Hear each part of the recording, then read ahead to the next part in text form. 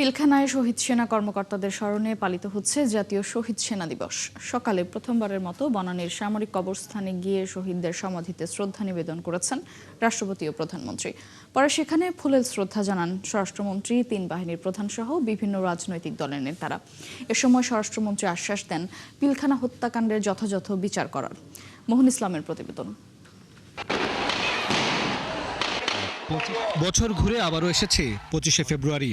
2009 সালের এই দিনে পিলখানা সদর দপ্তরে বিদ্রোহের নামে 57 সেনা কর্মকর্তা সহ 74 জনকে হত্যা করা হয়, যা শহীদ সেনা দিবস হিসেবে পালিত হচ্ছে 2025 সাল থেকে। প্রথমবারের মতো বুধবার বনানীর সামরিক কবরস্থানে শহীদদের প্রতি শ্রদ্ধা জানাতে আসেন রাষ্ট্রপতি মোহাম্মদ শাহাবুদ্দিন ও প্রধানমন্ত্রী তারেক রহমান।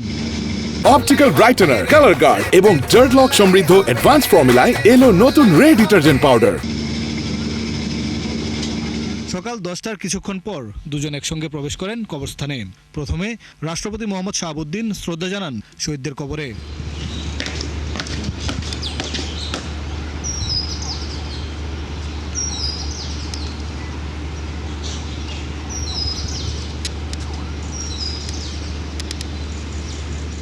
পরে প্রধানমন্ত্রী তারেক রহমান পুষ্পস্তবক অর্পণ করেন সমাধিতে। এ সময় 1 মিনিট নীরবে দাঁড়িয়ে থাকেন তারা, দোয়া করেন শহীদদের জন্য। এরপর শ্রদ্ধা নিবেদন করেন স্বরাষ্ট্রমন্ত্রী, তিন বাহিনীর প্রধানরা। পরে স্বরাষ্ট্রমন্ত্রী শহীদ পরিবারদের আশ্বাস দেন পিলখানায় সেনা হত্যার দ্রুত বিচারের।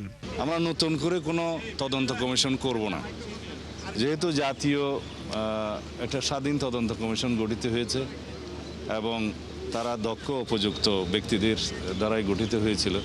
তাদের রিপোর্টে আমি একটা গ্ল্যান্স যা দেখেছি, যেহেতু আজকে কথা বলতে হবে সেই জন্য, তাতে যে সমস্ত সুপারিশমালা এসছে প্রায় 70টি মনে হলো।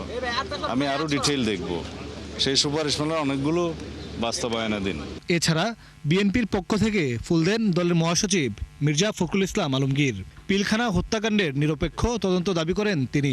এই জঘন্য হত্যাকাণ্ডের একটা নিরপেক্ষ একটা তদন্ত করে দায়ী ব্যক্তিদের এবং শক্তিদেরকে আপনার আইনের আওতায় নিয়ে আসা এবং তাদের শাস্তিকে নিশ্চিত করা। এ সময় শহীদ পরিবার পরিজনদের প্রতি সমবেদনাও জানান স্থানীয় সরকার মন্ত্রণালয়ের এই মন্ত্রী।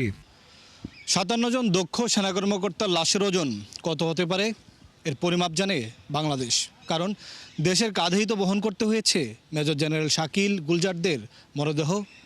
যুদ্ধ সংঘাত ছাড়া এত প্রাণহানির দাগ এখনও যে বয়ে বেড়াচ্ছে 56,000 বর্গমাইলের এই দেশটি। মোহন ইসলাম, 71, সামরিক কবরস্থান, ঢাকা।